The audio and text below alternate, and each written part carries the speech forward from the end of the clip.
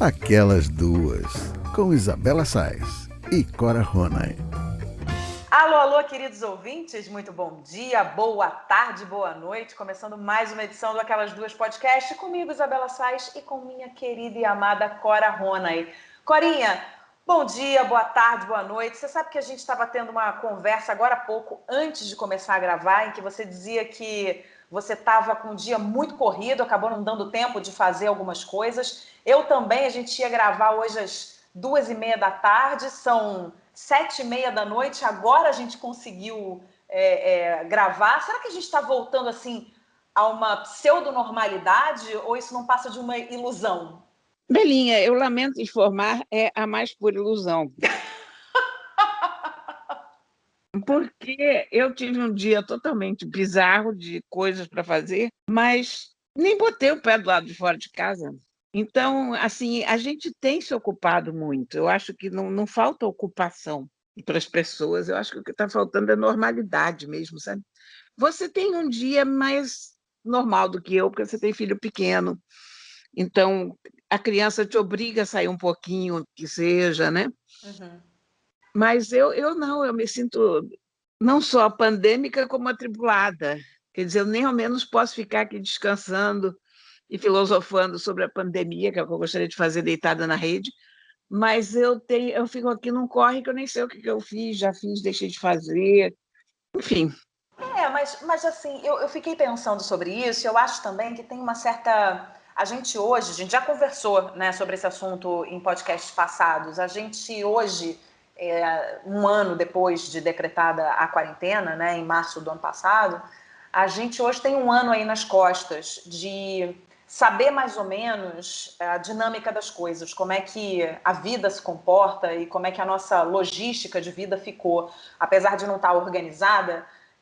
Não é mais uma novidade cada dia para a gente, o que deixa a gente muito, né, tá todo mundo muito cansado, muito exausto, mas o que também faz com que a gente crie uma rotina dentro desse novo cenário das nossas vidas. E aí, dentro dessa rotina, a gente tem dias em que a gente está num profundo tédio, em que tudo está fora da ordem, e tem dias como esse, por exemplo, de hoje, que a gente está para gravar desde as 2h30 da tarde, que a gente só consegue gravar às 7h30 da noite, porque está tudo atropelado, a gente tem milhões de coisas para fazer. Então, a gente, claro que a gente não voltou à vida de antes, né? A vida de antigamente, digamos assim, mas a nossa vida está assumindo uma nova rotina dentro daquilo que temos para hoje. Você entende o que eu quero dizer?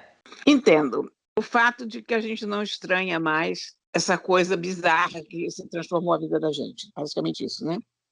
A gente não estranha mais essa coisa bizarra que se transformou a vida da gente, e a gente já está criando uma nova rotina dentro daquilo que a gente pode hoje, dentro daquilo que nos é permitido hoje. Então, você tem um dia a dia ali, é claro, se você tem criança é um pouco mais animado, é um pouco mais atribulado, se você não tem, um pouco menos, mas você cria os seus mecanismos de ter o que fazer e de repente ter um dia absolutamente repleto de coisas para fazer sem sair de casa, que foi o seu caso, né? Você falou, poxa, eu tinha que fazer um monte de coisas, acabei não conseguindo, que foi um negócio atrás do outro, foi acontecendo uma coisa atrás da outra, e eu também, que a gente acabou conseguindo gravar só agora, né?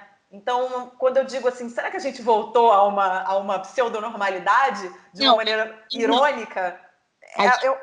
Não. A gente criou a normalidade dentro da normalidade. É isso. Pronto. É isso. É exatamente isso, né? Foi isso. É curioso, né? Como o ser humano vai se... O ser humano se adapta a qualquer coisa. Vai se adaptando, né? Olha, quando eu estive na Turquia, eu fui a Capadócia. Capadócia é uma região de grutas e cavernas, e a gente, em geral, vai a Capadócia justamente para ver isso. E ali no começo da cristandade, os cristãos cavavam verdadeiras cidades subterrâneas para se esconder, porque eles eram perseguidos pelos otomanos. Então, você tem o equivalente a 6, 7 andares cavados para baixo da terra, e as pessoas, em verdadeiras cidades, as pessoas viviam lá. Às vezes passavam meses nesses buracos, porque não podiam sair para a superfície, porque o inimigo estava lá à espreita, né? Uhum. Aí você pensa, eu tentei entrar numa caverna dessas, assim, no segundo andar eu já estava inteiramente claustrofóbica. Nossa, eu também estaria. Tinha uma catedral inteira cavada lá e pintada, e era uma coisa muito impressionante. Mas eu agradeci muito ao guia e voltei para cima, porque eu pensei, naquela época, eu acho que eu preferiria me matar a viver num buraco. Mas, porém, a gente sempre diz isso e acaba vivendo num buraco. Então, você vê que o ser humano é um animal resiliente e adaptável. É verdade, Corinha. É verdade. Mas eu resolvi falar sobre isso porque a gente acabou, né, de ter essa conversa e eu dei o rec aqui para gravar. Eu falei, não, me chamou a atenção assim essa conversa. Menina, foi uma loucura hoje. Eu também foi uma loucura. A gente não estava conseguindo, não sei o quê. E você pensa que você está no meio de uma pandemia, que a vida está totalmente maluca e ainda assim você cria essa rotina dentro da normalidade que temos para hoje, né? É o que temos. É o que temos, Corinha. E olha, temos também um assunto muito curioso. Quer saber qual é? Quero.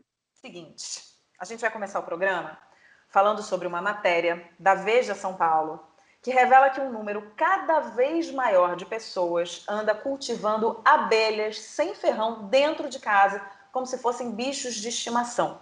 O fato é que essa atitude, além de preservar as diferentes espécies do inseto, que tem um papel fundamental no processo de polinização das plantas, colabora para o equilíbrio do meio ambiente. Segundo o biólogo Cristiano Menezes, pesquisador da Embrapa Meio Ambiente e membro do Comitê Científico da Associação Brasileira de Estudos das Abelhas, elas promovem uma mudança no comportamento das pessoas que vivem nas metrópoles, trazendo uma consciência maior sobre o nosso ecossistema natural. Cuidar dessas espécies de abelhas sem ferrão é simples. Primeiro, você precisa obter uma caixinha com uma colônia com algum criador. Depois, precisa se cadastrar no Sistema Integrado de Gestão da Fauna Silvestre, fornecendo algumas informações importantes, como, por exemplo, quem vai criá-las e onde elas vão viver. E tem gente conseguindo utilizar espaços pequenos, sem jardim ou varanda para essa criação. É o caso do pesquisador de sustentabilidade Celso Barbieri, que mantém 3 colônias de Jataí, Mandaçaia e Mirim, num apartamento de 55 metros quadrados sem área externa. Elas ficam em caixas ao lado de janelas basculantes, ligadas ao exterior por canos de PVC, pelos quais os insetos podem transitar livremente. Grande parte dos criadores trata as abelhas como animais de estimação e sentem os efeitos na diminuição dos níveis de estresse e no aumento do contato com a natureza. Mas há quem as crie para obter a renda proveniente do mel produzido por elas. Os dois grupos estão super felizes e satisfeitos com o novo hobby ou negócio. Aí, Corinha, quando a gente decidiu trazer essa pauta para o programa, você já foi logo se animando e quis se informar se gatos se dão bem com abelhas. Tá mal intencionada, né? Cara, eu adoraria ter uma colmeia em casa. Eu juro para você que eu acharia uma das coisas mais interessantes da face da Terra. Mas essa coisa da abelha, eu sempre penso no perigo da abelha, né? Porque hoje mesmo eu li uma notícia de um homem que morreu no Texas depois de um ataque de abelhas. É claro que essas abelhas que o povo está criando aí agora são sem ferrão. Uhum. Mas vai que alguém esquece o ferrão numa delas, né? Sei lá. Go figure. Mas eu achei a ideia muito interessante. E eu acho que a gente tem que cuidar muito mais das abelhas do que a gente está cuidando, porque as abelhas estão em extinção. Aliás, os insetos estão em extinção. Eu me lembro que quando eu era garota, e a gente saía de carro, viajava de carro do Rio para Friburgo, por exemplo, a gente chegava, tinha que lavar o vidro, lavar o carro, porque a quantidade de insetos que se esmagava contra o vidro era enorme. Tinha momentos em que você tinha que ligar o limpador de para-brisa para limpar os insetos do vidro. Você consegue imaginar isso? É, muito legal. Tem gente que pegou isso na sua própria vida. Eu peguei. Agora você já viaja e não vê mais nada disso.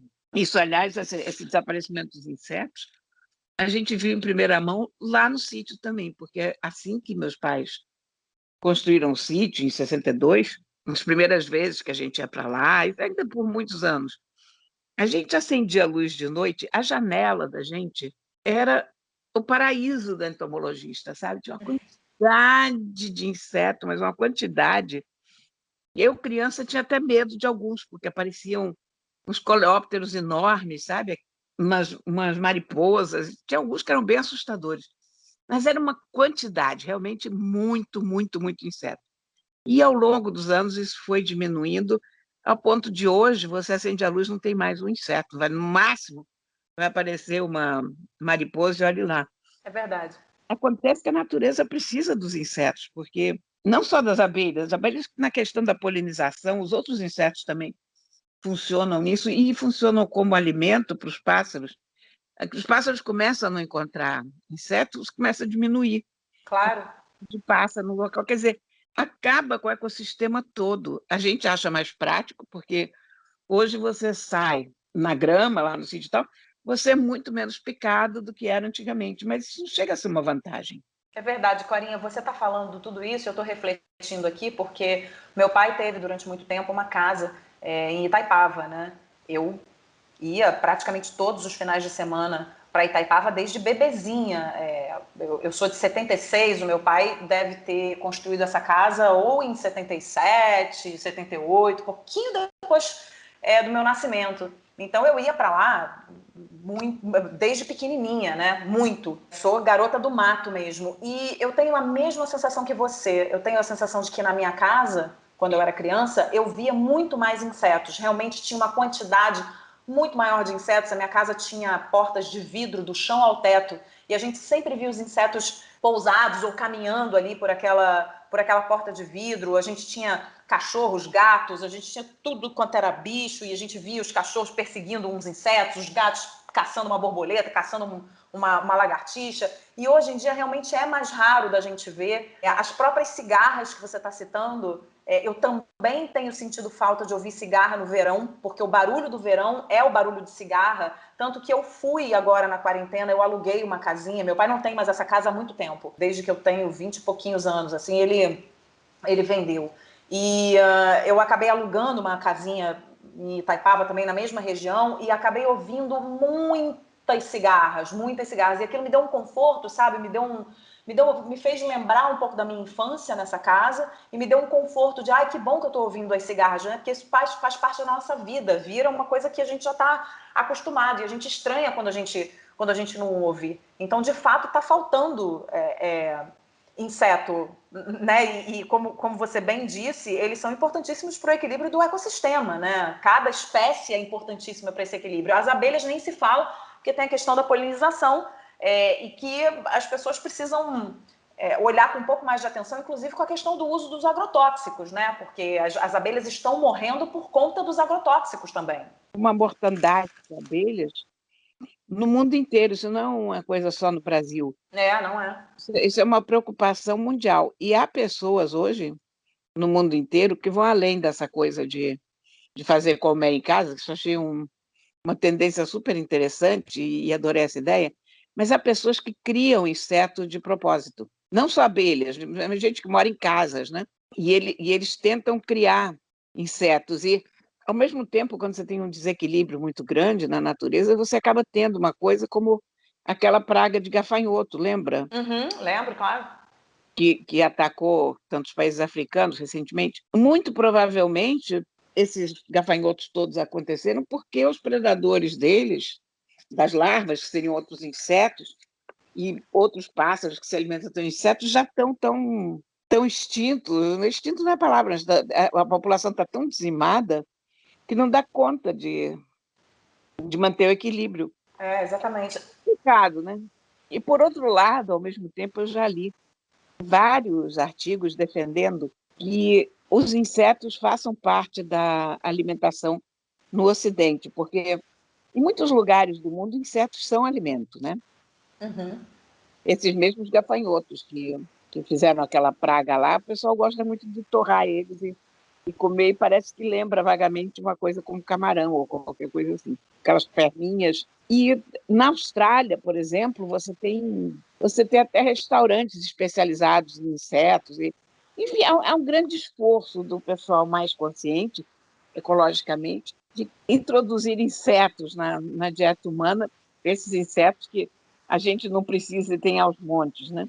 Sim. Larvas, gafanhotos e tal. Enfim, Mas olha, até mosca antigamente era mais frequente do que hoje, né?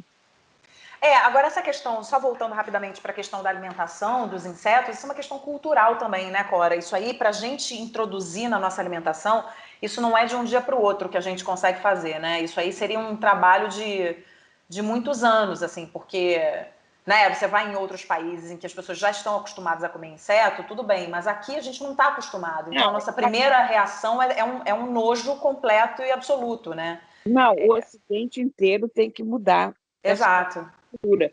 Mas é uma indústria de bilhões de dólares, a indústria do inseto, do inseto comestível. Ele deve chegar, eu tô checando aqui no Google, que ele deve chegar, o mercado mundial de inseto comestível, deve chegar a 1,4 bilhões de dólares em 2023. Caramba! A gente não está falando de uma coisinha pequena, a gente está fazendo. Tem um mercado. A gente está falando de um mercado gigantesco, que tem mais de 400 empresas dedicadas a isso, a criação de insetos comestíveis, porque eles têm um valor nutricional muito grande, são ricos em proteína, em ômega 3, e ferro, zinco, ácido fólico e vitaminas B12, C e E. Olha só. Viu? Quanta coisa que você encontra no inseto. Ai, Corinha. Olha, sabe o que eu lembrei agora também? Dos tatuís. Você lembra a quantidade de tatuí que a gente via na praia, que a gente não vê mais? Os tatuís que a gente comia também, né? Falar em inseto comestível, Pois é. tatuí sendo uma espécie de inseto marítimo. Tatuí é inseto? Eu nem sei se tatuí é inseto, eu só lembrei porque ele tava sumido, ele tá sumido, né, das praias do É um Rio. crustáceozinho, né? É um crustáceo, né? É, mas eu brinco, porque o crustáceo realmente é uma espécie de inseto marinho, se você pensar. Mas tatuí, eu ia com as crianças, a gente recolhia balde de tatuí, Pois aí é. parava aqui na volta, tinha um barzinho na esquina da Vinícius, e a gente mandava fritar os tatuís, porque eu não queria fritar em casa para não fazer aquela sujeirada toda na cozinha, né? Ah. Invariavelmente estavam fritando tatuí, tinha um monte de gente que estava bebendo cerveja que pedia dos nossos tatuís para comer junto com a cerveja e tal. E a gente dava metade dos tatuís por lá e trazia outra metade para casa e a gente comia muito bem. Olha só, vamos fazer uma sessão nostalgia aqui. Eu aqui em São Paulo, lembrando da praia do Rio de Janeiro, dos tatuís, tá vendo? A gente saiu das abelhas criadas em casa, sem ferrão, passamos pelos insetos comestíveis, paramos no Rio de Janeiro comendo tatuí, é uma beleza. As voltas que a gente dá. Mas olha, Corinha, eu acho que daqui a umas 2, 3 semanas você vai dizer para mim que tem umas abelhinhas na sua casa, porque você ficou realmente muito interessada. Eu estou muito interessada, eu não estou pouco interessada, não, estou muito Eu sei. interessada, especialmente porque eu acho que aqui a lagoa é um ecossistema bom para elas, porque tem plantas e tal, de modo que eu vou cuidar de me inteirar disso, Muito e bem. ver onde é que eu posso botar uma colmeiazinha ali na minha sala. Tá certo, então vamos aguardar as cenas dos próximos capítulos. Eu já falei para a Cora que ela vai poder cobrar ingresso para quem quiser entrar na casa dela nos próximos meses e anos, porque a casa dela vai ser um zoológico, porque já tem peixe, gato, vai ter abelha e outras espécies, com certeza, porque eu não duvido absolutamente nada disso. Então você pode cobrar entrada, tá, Corinha? Porque o Theo, por exemplo, vai adorar, vai ficar aí na sua casa umas 5 horas vendo os bichos. Com direito a mel. Com direito a mel, tá vendo? Olha, Corinha, a gente muda de assunto agora e falamos sobre sexo. Você sabia, querido ouvinte, que o mercado de brinquedinhos sexuais deve faturar 108 bilhões de reais até 2027 no Brasil? Pois é, e a pandemia ajudou muito nesse processo, já que foi registrado um aumento considerável da procura por produtos de bem-estar sexual nesses tempos difíceis de isolamento. Uma matéria recente da revista Você S.A. conta sobre os primórdios das vendas de vibradores nos anos 20, em que eles eram achados em prateleiras de eletrodomésticos. Uma curiosidade é que, no passado, esses objetos não tinham nada de eróticos. Eles eram usados para curar o que a ciência chamava de histeria, uma suposta doença feminina que teria origem no útero e só melhorava com um orgasmo, chamado à época de paroxismo histérico. Os diagnósticos de histeria só sumiriam nos idos de 1950, quando ficou claro que isso não passava de pseudociência. O lado negativo disso tudo é que os vibradores, então, sumiram do mercado. Apesar da gente estar vivendo, né, tempos muito mais saudáveis no que diz respeito à sexualidade, com vibradores de todos os tipos e tamanhos à venda por aí, a falta de informação aliada a tabus sociais ainda faz com que boa parte das mulheres tenham dificuldade de alcançar uma vida sexual plena. E é por conta disso e do aumento cada vez maior do interesse por brinquedinhos sexuais que um grande número de empreendedores tem apostado nesse mercado.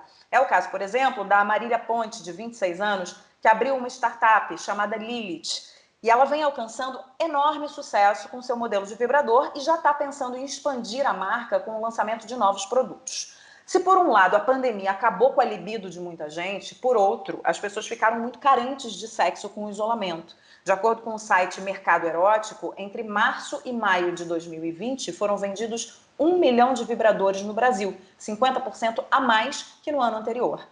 Corinha, aquilo que era relativamente fácil para algumas pessoas, claro, ficou extremamente difícil na pandemia. A vida sexual das pessoas passou por profundas transformações, seja por falta de desejo ou falta de parceiro ou parceira. 1 ano e 1 mês depois de decretada a quarentena, você acha que tem mais gente com preguiça de sexo ou comprando vibrador porque está subindo pelas paredes? Olha, isso é uma pergunta que eu não sei, eu juro para você. Eu acho que as pessoas que eu conheço na minha bolha estão mais para estarem exasperadas e sem paciência para esse tipo de coisa do que subindo pelas paredes, porque eu acho que, de um modo geral, o isolamento da pandemia, ele achata os sentimentos, né? Ele, de uma certa maneira, ele esgarça as sensações. Eu posso estar inteiramente errada, mas a sensação que eu tenho, pelo que eu leio também e tal, eu tenho visto mais gente com preguiça e sem querer falar no assunto, até por não ter muita oportunidade, porque como você, sexo a rigor, né, requer uma certa calma, requer a possibilidade de você encontrar um amigo, uma amiga, pintar aquele clima, você ir no barzinho, se conhecer pessoas, ou você conhecer pela internet, mas enfim, conhecer pessoas, encontrar pessoas, aglomerar ainda que a dois. No momento que você fica morrendo de medo de pegar Covid da pessoa, se você dá a mão, o sexo é uma coisa muito... é um risco de vida praticamente, não é não? Eu acho que requer também tempo e disponibilidade, né? Disponibilidade e espaço.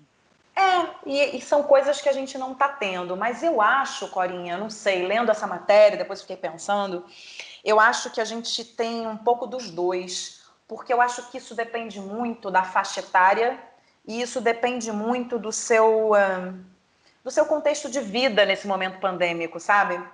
Eu acho assim, é claro que a gente está exausto, né? A maioria das pessoas exausta, trabalhando muito, com muitas coisas para resolver, com a logística de vida totalmente modificada e com pouco tempo para pensar em certas coisas e para sentir certas coisas, né? A gente mesmo estava falando num outro programa sobre a nossa sensação de exaustão, a gente falava sobre saúde mental e a gente falava sobre a nossa sensação de exaustão, né, de cansaço. Eu acho que o sexo está muito ligado a isso, né, à sua saúde mental. Eu acho que se você está bem de cabeça, mais chance você tem de criar espaço para o sexo na sua vida, né? Ou para isso que você está dizendo, né? Você ter um momento de conhecer uma pessoa, mesmo que seja pela internet, mesmo que hoje o tempo seja criado pela internet, porque não pode ser presencial, mas você conhecer uma pessoa, trocar ideia, ter aquele jogo, aquela coisa.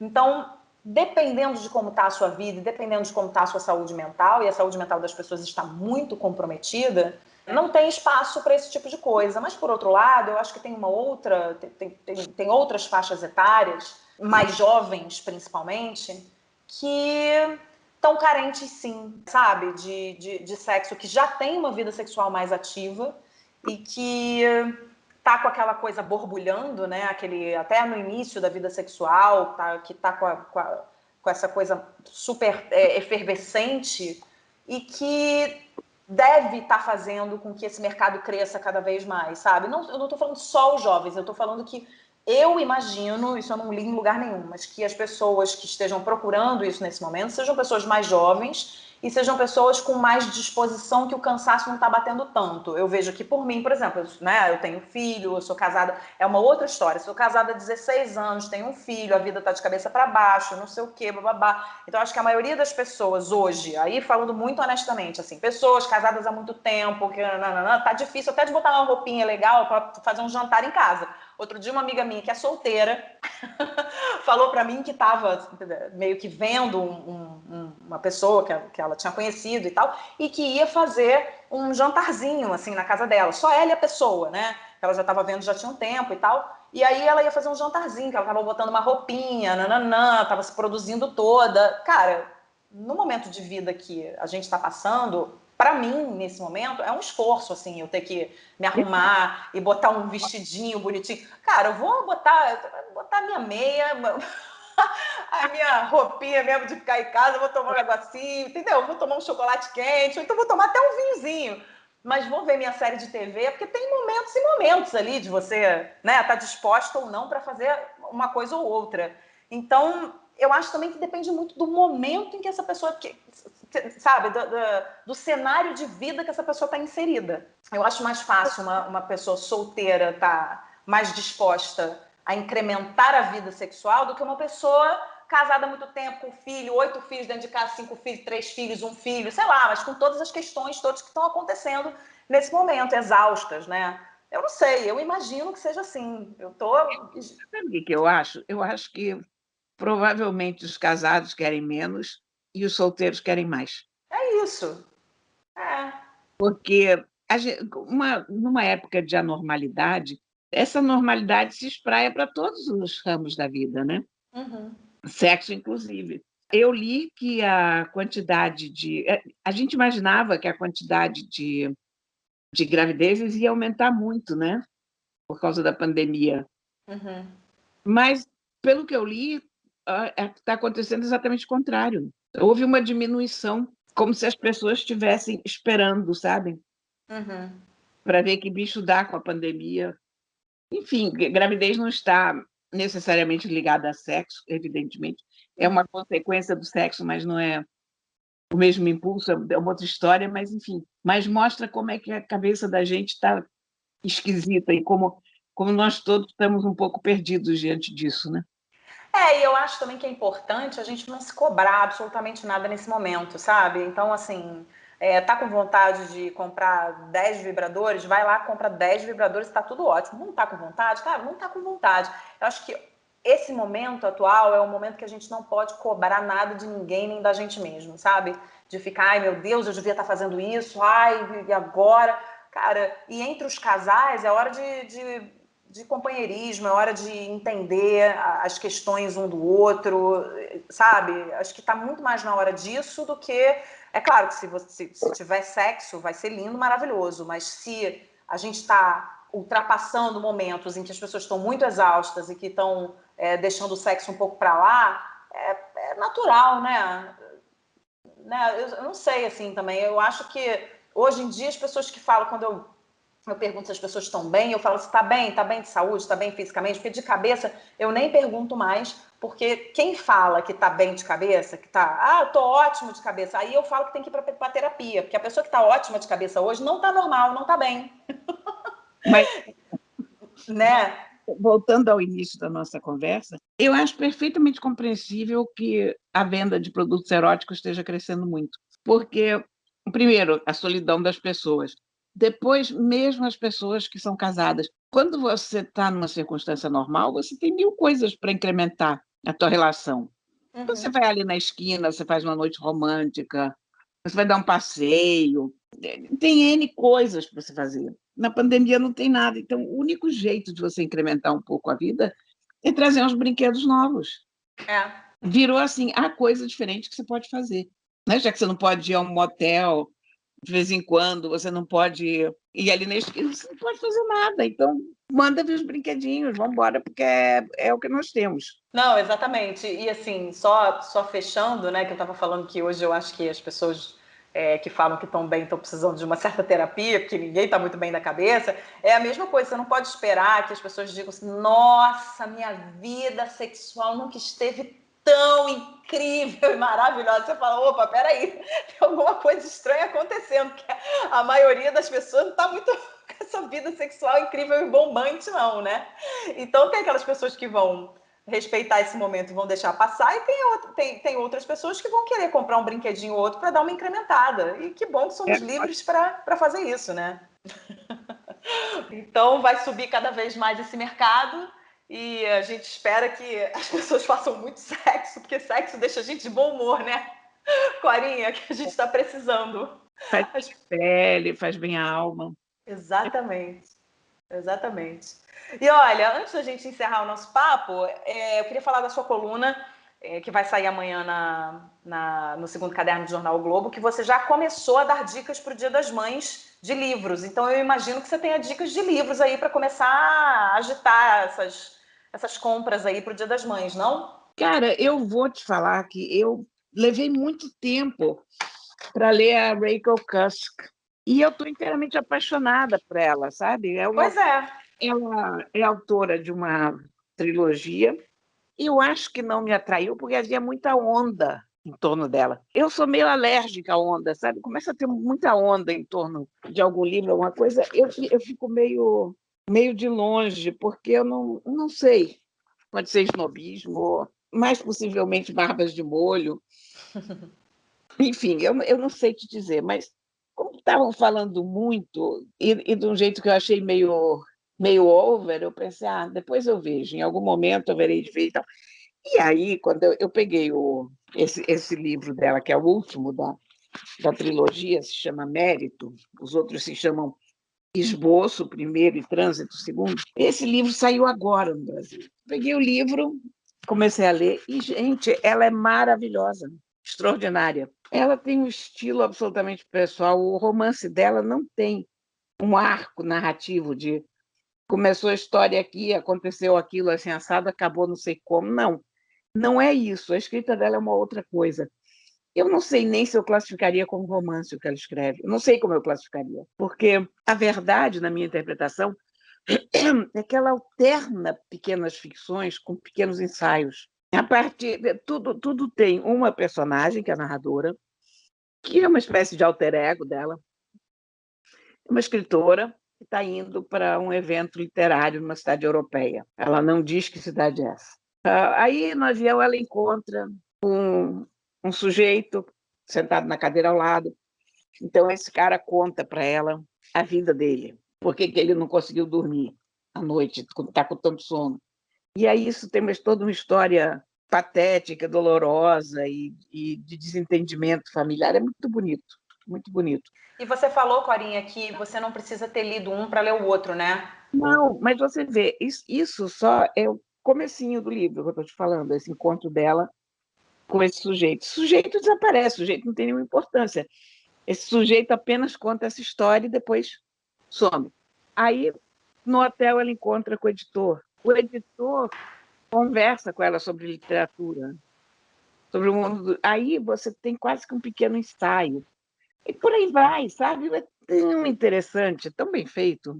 Depois tem uma outra pessoa e aí tem uma outra história. Então, todos os interlocutores dela são interações muito interessantes e são, curiosamente, pessoas que têm muitas histórias, têm muitos pensamentos e muita fluência, né, para contar tudo isso direitinho. Mas isso não chega a ser artificioso, sabe? Sei.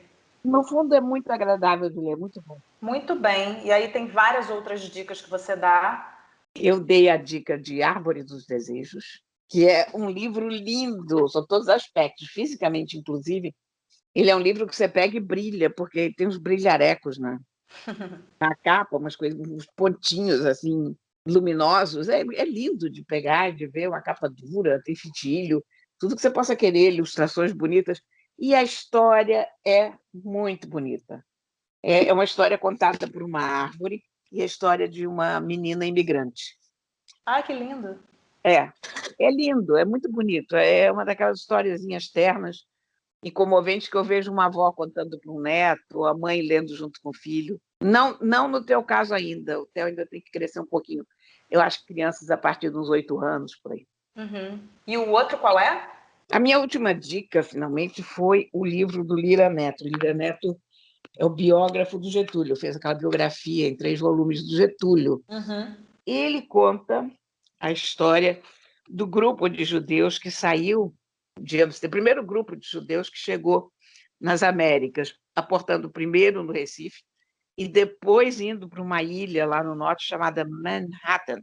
É um livro incrível, é uma pesquisa extraordinária. Ele levanta dados maravilhosos. Ele pega, por exemplo, no começo do livro, ele trata do processo de um judeu português perseguido pela Inquisição, uma família inteira. Se ele conseguiu levantar toda a documentação desse processo, ele conseguiu descobrir que esse cara foi parar em Amsterdã.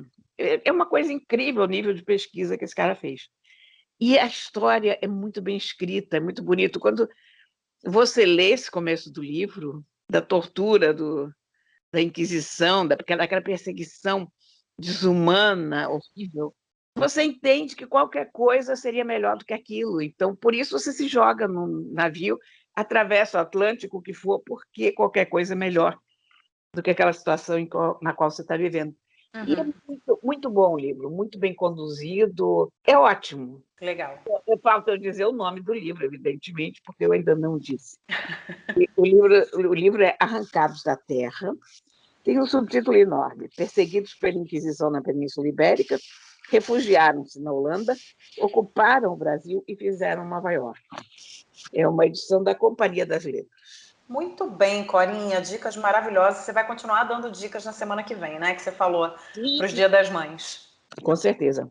Muito bem. Olha, eu tenho uma dica aqui de documentário que eu assisti na Netflix, que é o documentário do Emicida, se chama Amarelo, é tudo para ontem. É um documentário que tem como personagem principal o Emicida, o rapper Emicida, que fala de uma forma muito profunda e muito bonita sobre racismo, dirigido pelo Fred Ouro Preto, com uma trilha maravilhosa de parcerias que o Emicida fez, né, para esse álbum que se chama Amarelo, que está inclusive no Spotify.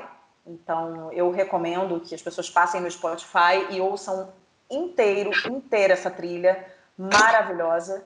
E vale muito, muito, muito a pena. Eu já estava para ver há um tempo, já tinham me recomendado, mas eu acabei não vendo e vi esse final de semana. Então eu queria deixar aqui essa dica para os nossos ouvintes, que é uma história muito, muito bacana, um documentário primoroso. Gostei muito. E falando em Emicida, vou aproveitar aqui porque me lembrei disso agora. Meu filho adora o livro do Emicida chamado Amoras, que ele escreveu para crianças e que fala também de racismo.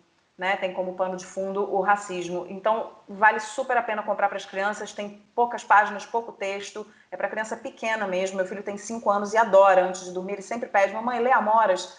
O Emicida é um cara muito talentoso, eu sou cada vez mais fã dele. Então, tá aí, são 2 dicas, na verdade. O Amarelo é tudo para ontem, que é o documentário, e o livro para crianças, Amoras, do Emicida. É isso, a gente encerra o nosso programa por aqui, mas semana que vem a gente está de volta, é ou não é, Corinha? Verdade, meu bem. Até lá. Um beijo. Aquelas Duas, com Isabela Sais e Cora Ronay.